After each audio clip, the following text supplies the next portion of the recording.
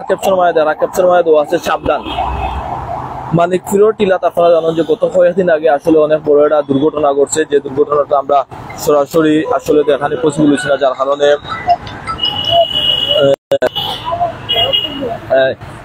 গত কয়েকদিন আগে যে দুর্ঘটনা ঘটছে যে আমরা সরাসরি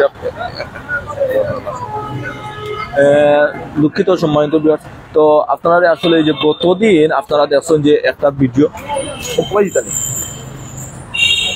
গতদিন আপনারা দেখছেন যে একটা ভিডিও ভাইরাল হয়েছে যে কিছু শিশু আইসলা আসলে হয়তো তার আত্মীয় স্বজনের এই লাশ এই জায়গাত আছে, যে লাশটা আসলে খবর জিয়ারত করা লাগে আইসলা শিশুরা, কিন্তু শিশুরা কিন্তু কয়েকটা কুকুর আক্রমণ করছে। যে আমরা যতটুকু দেখতে পাই যে 3টা শিশু আইছিল, 3টা শিশুর মাঝে 3টা শিশুই কিন্তু আহত হয়েছিল যে কুকুরের আক্রান্ত থাকে। তো আমরা আসলে যে আজকের লাইভটা আপনারা লইয়া হওয়ার কারণটা হয়েছে যে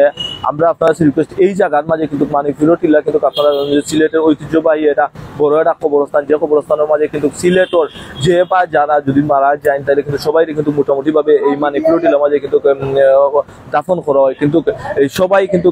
দাফনের পরবর্তীতে কিন্তু অনেকে আসেন একলা আইন এই জায়গাতে যে খবর জিয়ারত লাগি আইন বা নিজের আত্মীয় স্বজনরে এই যে খবর জিয়ারত করার লাগি যে আইন বা আত্মীয় স্বজনের লাগি দোয়া চাওয়ার লাগি আইন এই মানিকপুরের টিলাত। কিন্তু মানিকপুরের টিলাত ইদানিং আসলে কিছু ভিডিও দেখা যায় প্রায় সময় কিন্তু যে গত কয়েকদিন আগে 3টা শিশু আইসলা, তারা হয়তো আত্মীয় স্বজন বা তারা কেউ এই মানিকপুরের টিলার মাঝে আসেন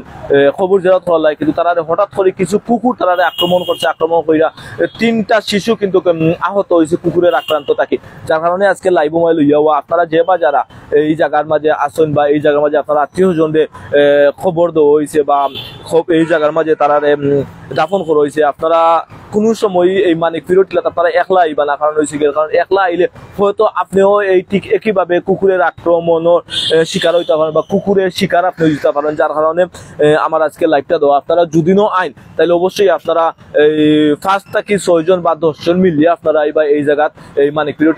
টিলা আপনারা দেখা কিন্তু আগে কিন্তু আরো অনেক বড় গহীন জঙ্গল আছিল, আগেও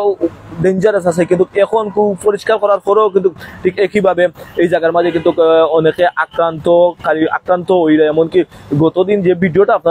আপনারা এই যে মোবাইলের মাঝে অনেক এই ভিডিওটা ভাইরাল হয়েছিল যে 3টা শিশুরে কুকুর আক্রমণ করছে। সো আমি আসলে আপনারা একটা জিনিসও কইমু আবারও যে আপনারা যে বা যারা আপনারা আমার লগে আছেন বা আপনারা আমার লাইভ দেখেন, আপনারা আমি কইমু যে আপনারা মানিকপুরের টিলার মাঝে আপনারা আইতে আপনার আত্মীয় জন খবর দেওয়া হয়েছে এই জায়গায় খবর জিয়ারত মাঝে আইতা, কিন্তু অবশ্যই আপনারা একলা আইবা না। কারণ একলা আইলে অনেক সময় দেখাইব যে হয়তো আপনারা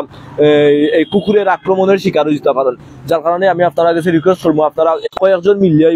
মিলিয়ে আইলে আসলে এই জায়গার মাঝে কয়েকজন যদি মিলিয়ে আইন তাহলে মিলিয়ে আইলে এই হয়তো যদি কোনো কুকুরের আক্রমণ, শুধু কুকুর না হয়তো অন্য কোনো জন্তুও থাকতে পারে, অন্য কোনো প্রাণীও থাকতে পারে, হয়তো তারা আক্রমণের শিকার আপনারা হইতে পারেন। কিন্তু আপনারা যদি দলবদ্ধ ভাবে আইন তাহলে কোনো কিছু আপনারা আক্রমণ করতার সাহস পাইতো না। আর ইতিমধ্যে কিন্তু আমি নিজে আমার ব্যক্তিগত অপিনিয়ন থেকে আমি প্রশাসনের দৃষ্টি আকর্ষণ করাম, আপনারা অবশ্যই এই জায়গার মাঝে যেহেতু অনেকের খবর আছে বা অনেকের আত্মীয়জন আছেন এই জায়গার মাঝে ঘুমাইয়া আছে, এই জায়গার মাঝে তারা খবর দেওয়া হয়েছে, আপনারা যদি একটু